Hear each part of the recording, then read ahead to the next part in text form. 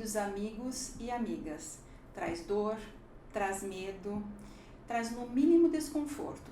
Falar sobre o câncer não é fácil, mas é preciso.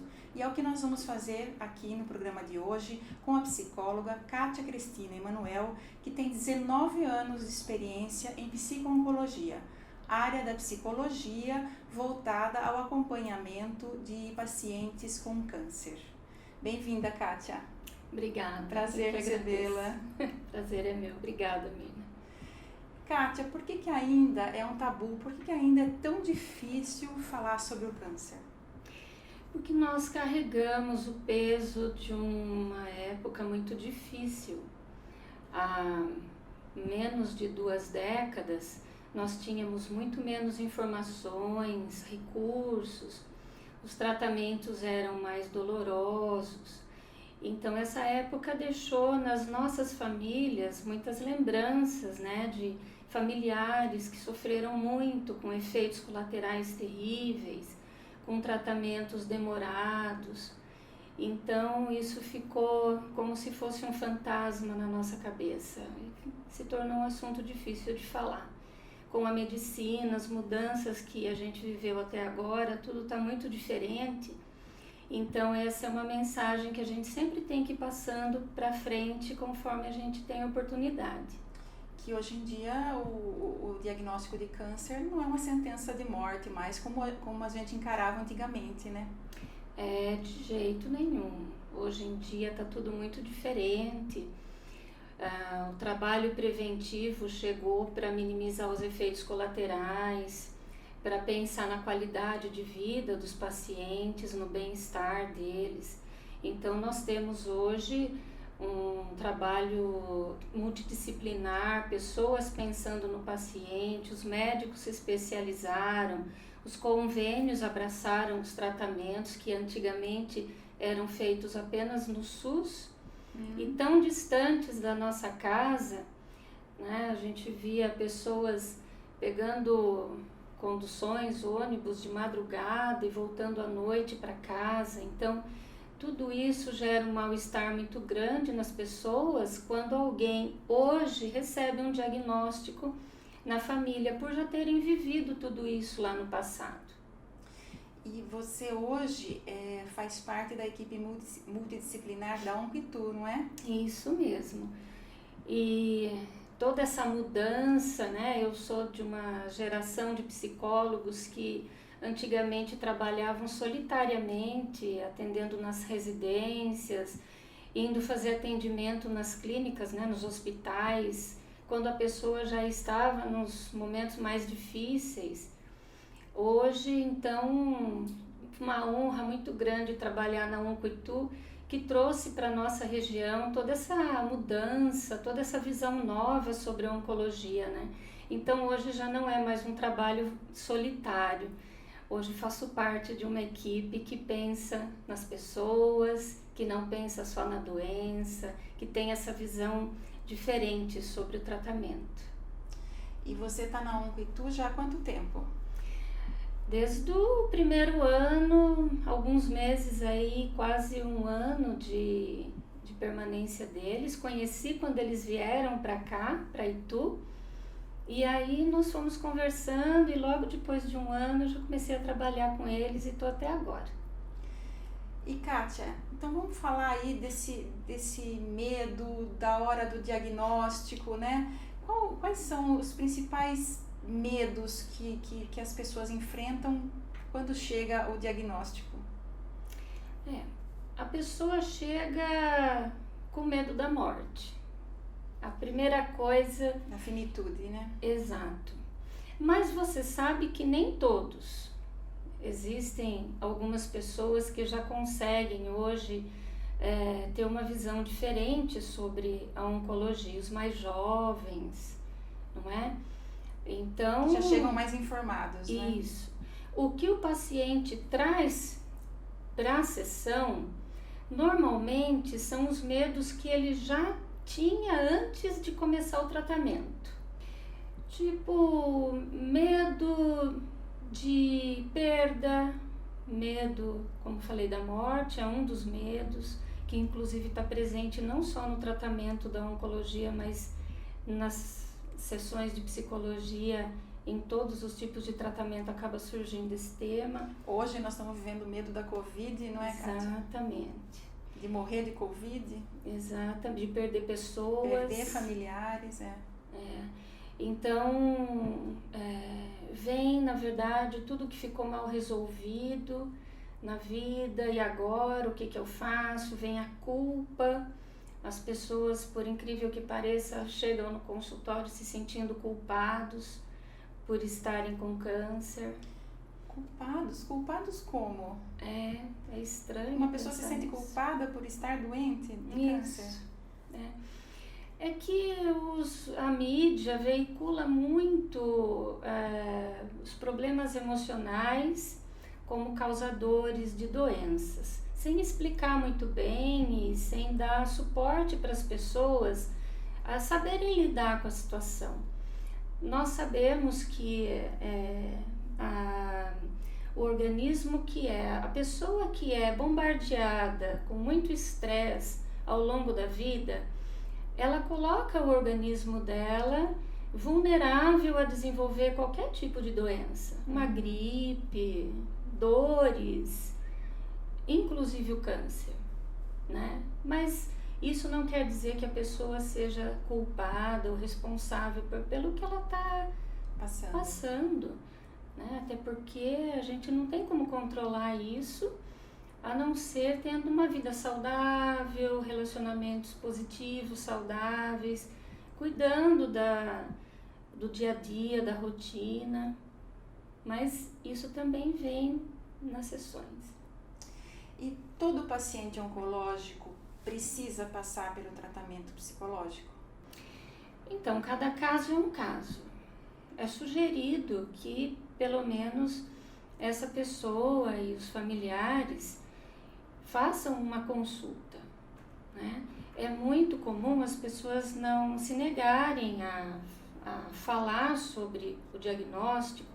Então, a pessoa tem uma tendência a tentar lidar com aquela novidade, o diagnóstico, da mesma forma como ela lidou a vida toda dela com o novo, com as mudanças, né? E é claro que, tendo um parceiro, os psicólogos, as nutricionistas, todo parceiro é bem-vindo nessa hora. O tratamento da oncologia é um tratamento desafiador, né?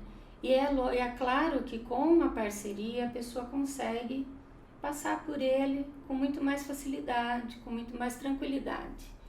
Como que é o trabalho especificamente do psicólogo? Como é que você convence essa pessoa de que merece continuar lutando, que a vida vale a pena? O primeiro passo é acreditar, né? Nós estamos vivos enquanto estamos aqui, né? A gente só não está vivo mais quando a morte chega, né? Então, a gente tem que acreditar na vida e olhar para a pessoa como uma pessoa que tem sonhos, que tem muita coisa ainda para fazer na vida. Eu acredito que a psicologia precisa olhar para o paciente que está fazendo tratamento contra o câncer como uma pessoa que está vivendo, né? E como alguém que está vivendo, ela merece ter uma qualidade de vida, ter relacionamentos saudáveis, continuar realizando seus sonhos. Então eu acho que o respeito que a psicologia precisa ter pelas pessoas é que vai fazer a diferença na postura do psicólogo. E Kátia, existe assim ainda uma resistência ao tratamento psicológico, mesmo do paciente de câncer? Tipo, eu tenho câncer, mas não sou louco, não preciso de psicólogo? Ah, tem. Ainda muito menos. Muito menos, mas tem. As pessoas ainda têm essa ideia do trabalho do psicólogo restrito ali às pessoas que, né? Mas a gente vai trabalhando devagarzinho e vai conquistando esse espaço de confiança com o paciente. Você falou aí também que os familiares também têm que estarem envolvidos nesse tratamento, né? Então, o tratamento de psico-oncologia também se estende aos familiares. Sim, os familiares são importantes. Eu digo para os pacientes que eles fazem parte da equipe. Cada um tem um papel. O projeto é o tratamento, né? Quem coordena e quem contrata e quem escolhe os profissionais é o paciente. E todo mundo tem o seu papel, inclusive o paciente. A família, ela é um grande suporte, é quem vai estar junto, mas para ela é muito difícil também. Por isso, para ela também é importante o suporte psicológico, para ela saber como lidar com as situações. Porque a sensação de impotência, de ansiedade, de querer apressar as coisas, então a família ela fica também sem saber muito como reagir, que atitude tomar, o que dizer. Então a família também precisa de ajuda e eu acho que pode motivar muito o paciente. Quando a gente vai atender uma pessoa que está em tratamento, o foco é aquele tratamento, correr tudo bem, ficar tudo bem com aquela pessoa, né? Então a família também tem que ver aquele familiar como alguém que está batalhando, está acreditando e precisa levantar a cabeça e precisa ser feliz e precisa ser amado e precisa ser incluído nos projetos da família e não ser colocado de lado ou super protegido como alguém que está incapaz de participar das decisões do próprio tratamento ou de algo que está acontecendo na família. Essa superproteção seria então ruim? A superproteção a gente toma muito cuidado, né? Porque precisa ser bem compreendido, né? O carinho não é superproteção. A superproteção nós compreendemos como quando a família começa a invalidar o paciente, começa a tratar ele como coitadinho. E na verdade o mais forte de todos nós é o paciente. É ele que sente tudo, é ele que sabe tudo, é ele que está no controle das coisas, né? E se ele consegue fazer coisas sozinho, manter uma independência, a família tem que respeitar, né? É ótimo. Porque às vezes eu vejo assim que um dos medos maiores que eu acho que um paciente deve sentir é de dar trabalho para o seu familiar. Então, ele quer fazer coisas também sozinho, ter essa independência para não dar tanto trabalho assim para a família, não é? É verdade. Você sabe uma coisa que eu percebo no consultório?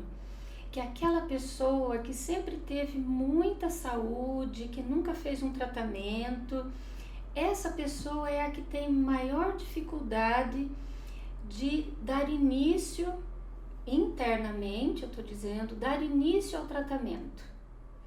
Porque ela não está acostumada a cuidar dela. Ela está acostumada a cuidar dos outros. Ela está acostumada a cuidar dos outros e ela fica muito nervosa e triste de estar precisando de ajuda, fica resistente em pedir socorro, né? E é muito bom quando a pessoa está com bastante saúde, né? Porque eu digo assim, olha, nós temos já meio caminho andado, 50% do nosso sucesso está aí. Os outros 50% nós vamos buscar juntos, né? E Kátia, às vezes a gente encontra uma amiga, um amigo que faz muito tempo que a gente não vê, né? E a gente fala, oi, sumida, o que você anda fazendo? Aí a pessoa vem com a notícia, passei por um tratamento, estou passando por um tratamento de câncer. Como é que a gente pode responder, pode lidar com essa situação, né? Como que as pessoas que estão em volta, os amigos, não só os familiares, mas os amigos podem lidar com essa situação?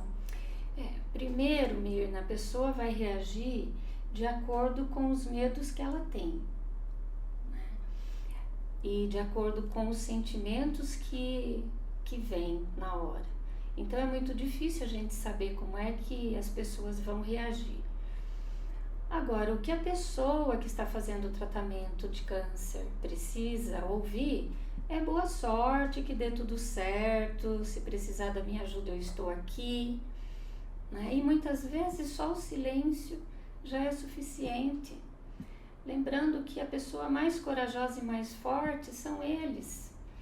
Quantas inúmeras pessoas que eu conheço que o próprio paciente conforta a família, conforta os amigos, percebe o medo exagerado das pessoas e acaba dizendo, não, mas calma, tá tudo bem. Né? Então a gente precisa acreditar nessa força, sabe? Nessa capacidade, nessa vitalidade, nessa energia que a pessoa tem. Ela está enfrentando as etapas de um tratamento. Então, normalmente os mais vulneráveis somos nós, familiares, amigos, que não entendemos muito bem pelo que a pessoa está passando. E Kátia, a psico-oncologia é uma matéria que os estudantes de psicologia têm na faculdade ou é uma especialidade nova? Não tínhamos na faculdade. A oncologia fez ali uma aliança com a psicologia de uns 10 anos para cá. Até uns 10 anos atrás, o que se trabalhava na oncologia era a doença. De 10 anos para cá, a psicologia começou a ajudar a mudar esse discurso. E todos começaram a pensar na qualidade de vida, no bem-estar do paciente. E aí nós começamos a ser convidados para fazer os atendimentos, para fazer parte do tratamento. E hoje nós temos, na minha opinião, como uma terceira etapa na nossa profissão, algo muito maravilhoso acontecendo, que é o trabalho paliativo, incluindo os psicólogos, não só psicólogos, mas nutricionistas também, né? E trabalhos maravilhosos vindo para o Brasil, através da doutora Ana Cláudia Arantes, médica incrível. Ela esteve em Itu, a convite da Onco-Itu também, né? Recentemente. Isso mesmo.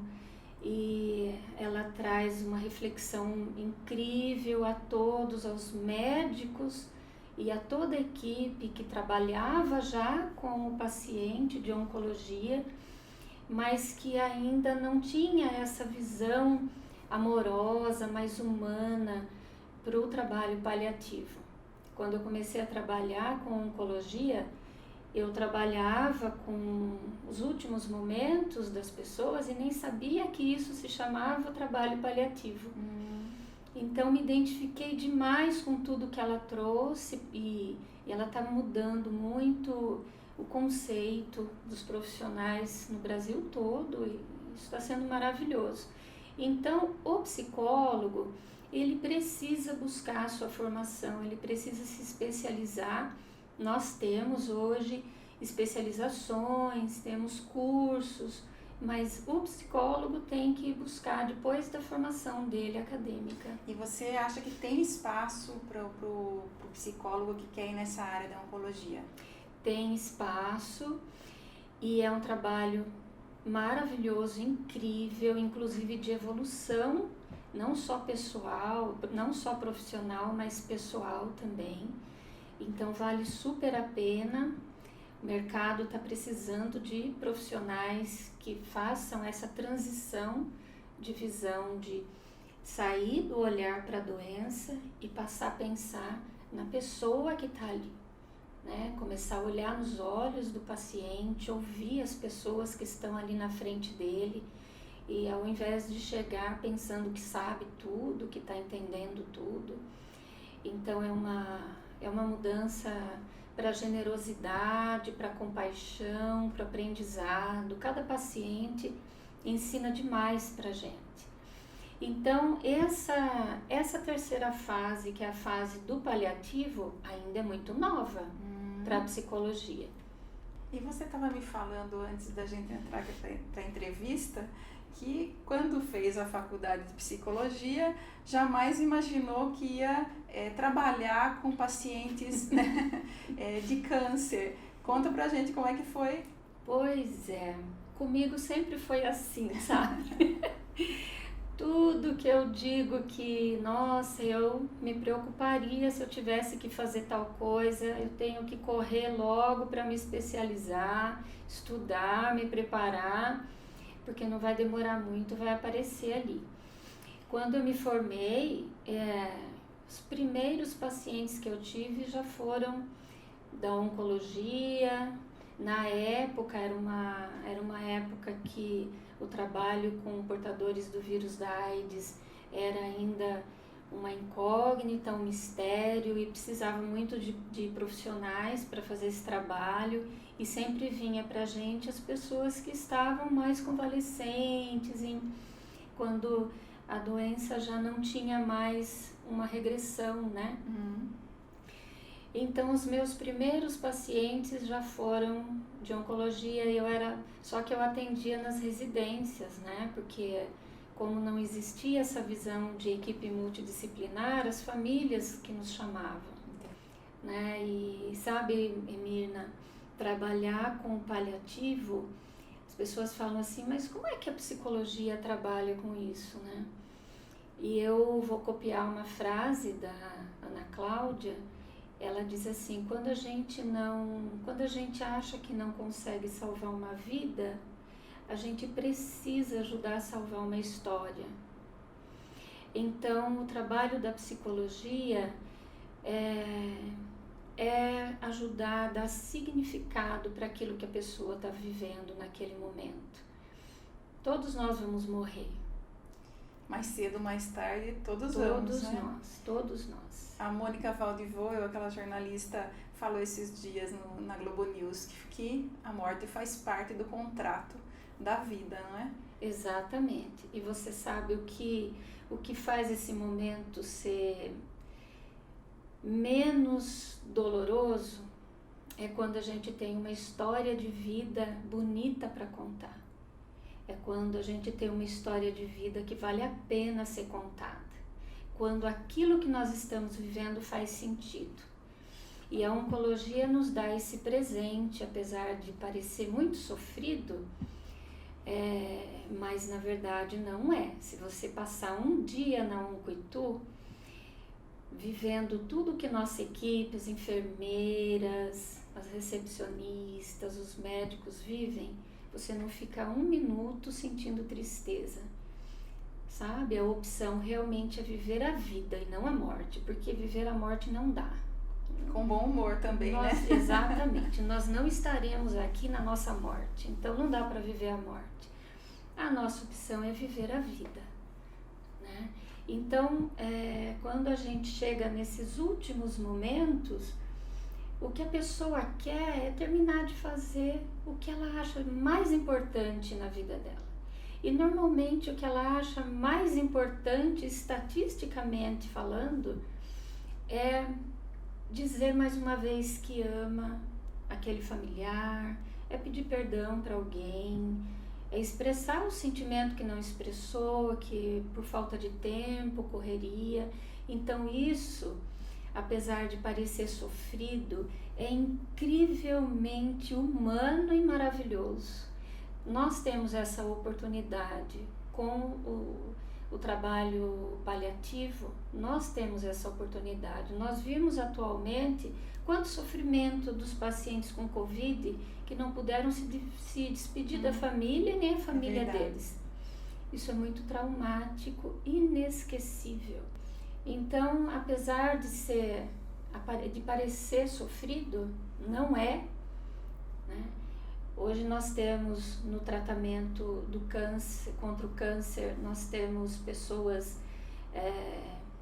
com todo tipo de trabalho preventivo para evitar os sintomas, os efeitos colaterais.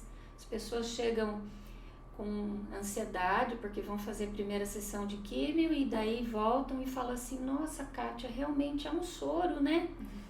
Eu estava com muito medo, mas é um soro, como eu já tomei no hospital, porque é claro que tudo foi muito pensado com carinho para a pessoa não sentir nada de desconforto, o mínimo pelo menos. As mulheres normalmente têm um pouco mais de receio por conta da queda do cabelo ou de uma mutilação, né? Quando é câncer de mama, mas tudo isso é tratável, né? Tudo isso também com a terapia vai se amenizando, né, Kátia? Além das prevenções que também hoje existem para diminuir queda de cabelo, né, e tal e tudo mais, ainda temos com certeza a terapia que vai ajudar essa mulher a manter sua autoestima boa, né? É como eu disse para você, né? Tudo evoluiu demais na medicina. Mas realmente, né, a psicologia ela pode muito colaborar com a pessoa para que ela passe por esse momento que realmente traz uma insegurança para a mulher, passe por esse momento sem tanto sofrimento, né? Uma coisa é certa, durante esse tratamento contra o câncer, é impossível passar por ele, concluir um tratamento como esse sem ter um aprendizado muito rico. No início, além das mudanças de hábitos, porque tem pessoas que chegam no consultório, por exemplo, com dificuldades de ficar em casa porque só trabalhou a vida inteira, com dificuldade inclusive para tomar, porque é sugerido que se tome mais água, mais líquido, a pessoa não gosta, não tem hábito de tomar água, então você vê que as dificuldades são únicas, é de cada um. Diferente de cada um, né? Isso é de cada um. Mas a psicologia também, ela vai ajudar muito no processo de aprendizado. A pessoa sai desse tratamento com muito aprendizado e um deles é a ressignificação. O que realmente importa. A pessoa aprende a dar prioridade para aquilo que realmente importa. Então ela começa a ver a vida de um outro jeito, ver os relacionamentos de uma outra forma. O tempo é outro. O tempo é para quem nunca fez tratamento contra o câncer, e o tempo é outro, tempo de viver, tempo de amar, tempo de estar junto. Então vale muito a pena acompanhar um paciente nesse aprendizado, né? Porque quando ele volta a trabalhar, quando aquele tratamento acaba e ele começa aquele acompanhamento com a equipe, e aí vem outras ansiedades, né? Aqueles exames periódicos dessa outra etapa que a pessoa acredita que e se voltar, aqueles ICs da nossa vida, né? Que não nos ajuda em nada, né? Então é um período de ansiedade, né? Mas ela já vai para esse momento com outros valores, sabe? Com outro foco, querendo ficar bem, querendo também um momento de lazer, não querendo mais, não aceitando mais qualquer coisa que gere estresse, tensão. Na verdade, reaprende a viver, não é mesmo? Aprende a Como você está falando, reaprende, né, a reorganizar seu tempo, suas prioridades. Isso mesmo, é maravilhoso. Isso vale muito a pena. É muito gratificante acompanhar, assistir tudo isso acontecer. Kátia, foi muito bom essa conversa. Eu fico muito feliz de ter recebido você aqui hoje. E eu vou pedir então para você deixar uma mensagem aqui, finalizando, uma mensagem de esperança para todas as pessoas que estão enfrentando um câncer hoje e os familiares que estão junto nessa batalha. Bom, o que eu tenho a dizer é assim, vamos viver o máximo e o melhor possível a todo instante, todo momento, vamos aproveitar demais a vida, que vale muito a pena, não vamos deixar nada que nós podemos fazer de bom para nós e para as pessoas que nós amamos, não vamos deixar para amanhã, vamos fazer hoje, para quem está num tratamento e para quem não está. Isso vale para todo mundo. a vida vale muito a pena. Então, nem o ontem, nem o amanhã, né? É hoje. Vamos viver o dia de hoje, como ele deve ser vivido. Como ele deve ser vivido, bem vivido. Bem vivido. Obrigada, viu, Kátia? Muito obrigada por todas essas informações e esse amor que você trouxe aqui hoje. Eu que agradeço, viu, Mina? Muito obrigada. Parabéns por todos esses anos trabalhando num setor tão difícil da psicologia, que é a psico-oncologia, tá bom? Obrigada. E obrigada a você que nos acompanha pela ITV, canal 24 e 524 da NET ou pelo YouTube. A sua companhia é sempre muito importante para mim. A gente se vê sexta que vem. Beijo no seu coração. Até lá!